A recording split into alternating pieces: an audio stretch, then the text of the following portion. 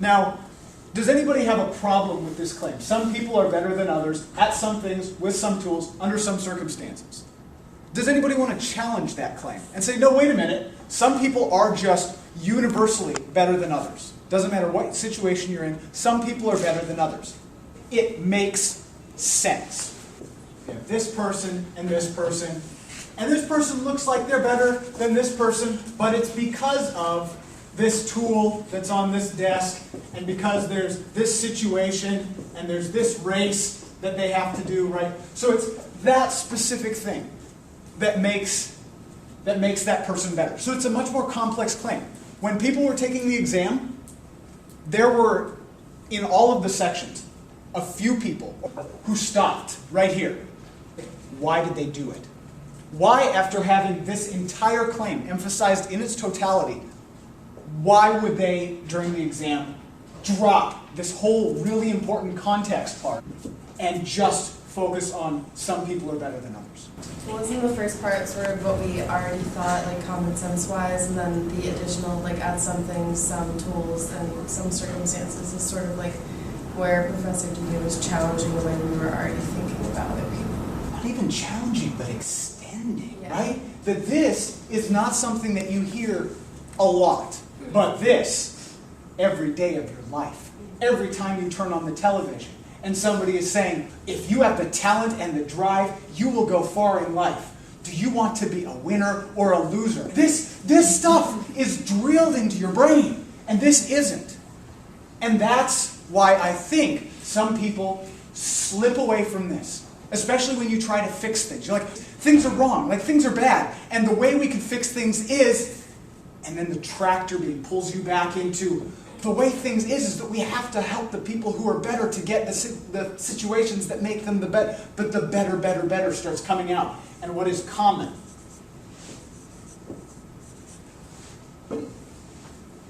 starts detracting from what is fully what makes sense. Okay? And so that's what I want to dedicate this entire class today to practicing. Two kinds of claims. You have value claims, which is the ideals, right up in the clouds, and fact claims. Facts are what is. So if you make a claim about everybody knows blank, versus values is should be. What we should be doing is this. Now the way that I spot common sense coming out in posts, just so you know, are these following terms.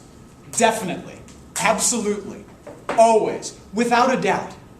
Because the only way you're going to make a claim that humongous and universal is if you think you have the entire culture at your back. When you come out and say boldly, everybody knows this, you're relying on something commonsensical. I'm going to read you the first one. Failure is terrifying, but it is important to be successful in life.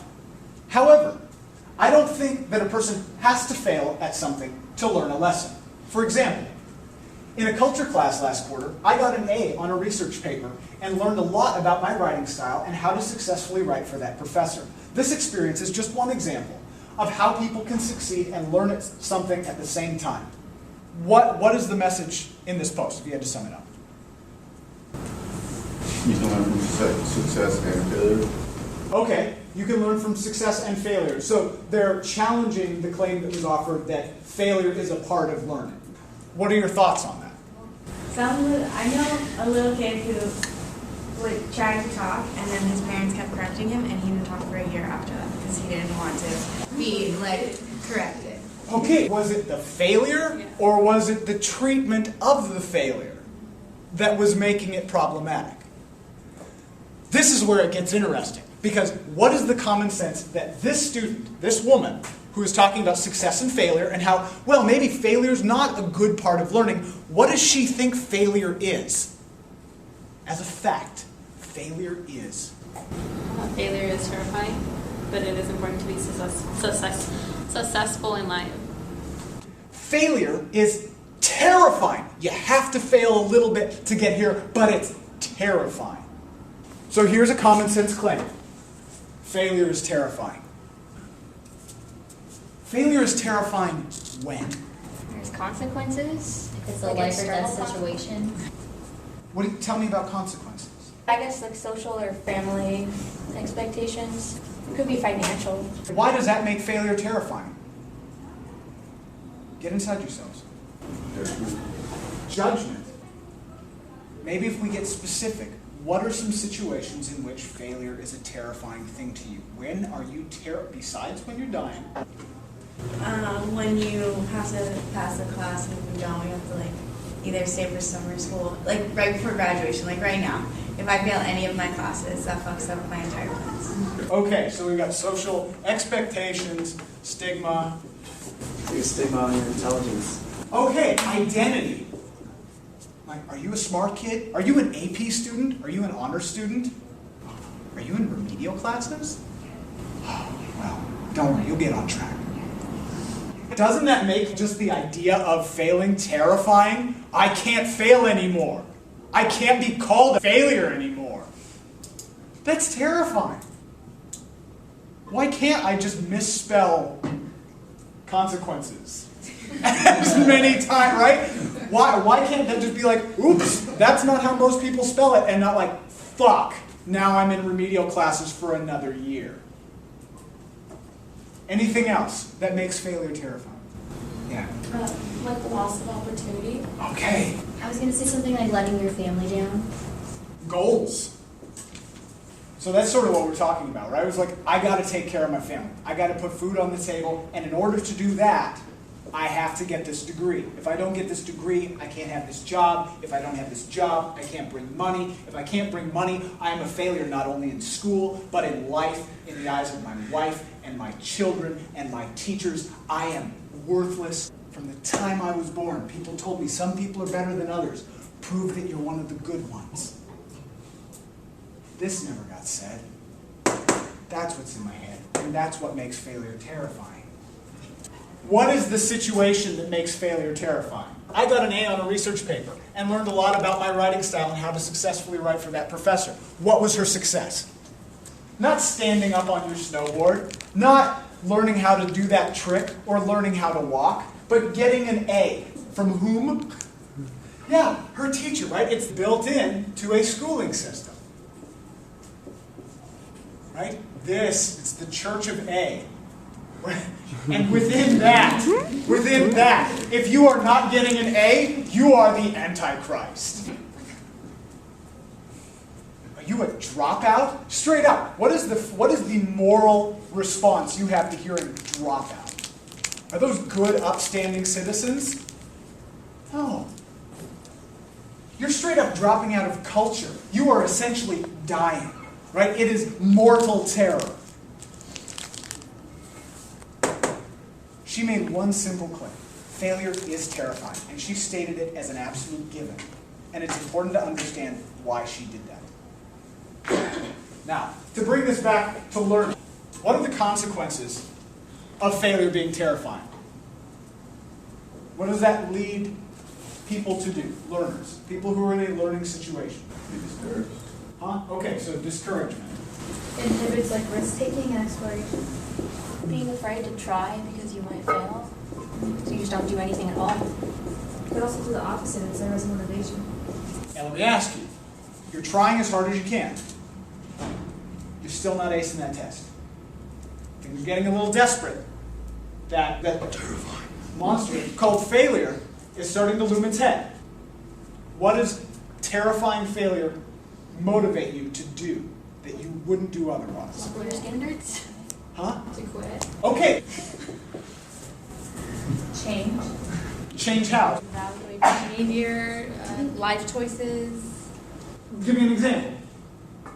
I don't know, like if I was failing at my psych courses, I'd probably change out of the major and change my whole career. Okay, so I'm just going to put this out there. That's another way of saying giving up. Well, I like psych. Psych was my first choice. It's my passion in life, but I'm not good at it. Guess I'd rather give up on my dreams than be a failure in the eyes of society. That's horrible. I'm sorry. You can cheat. Cheating. You get a tutor. Yeah, like outside influences. Okay, drop money on tutoring. Yeah. Change your study habits. Tell me about changing your study habits. Maybe instead of going out on a Friday night, you could stay in and Okay, friends books. give up social ties. What else? You're at home. You've given up the party. You're reading. You've been reading for 3 hours. Words are just turning into mush. What do? You have to, you can't fail. You gotta keep going. What do? Cry.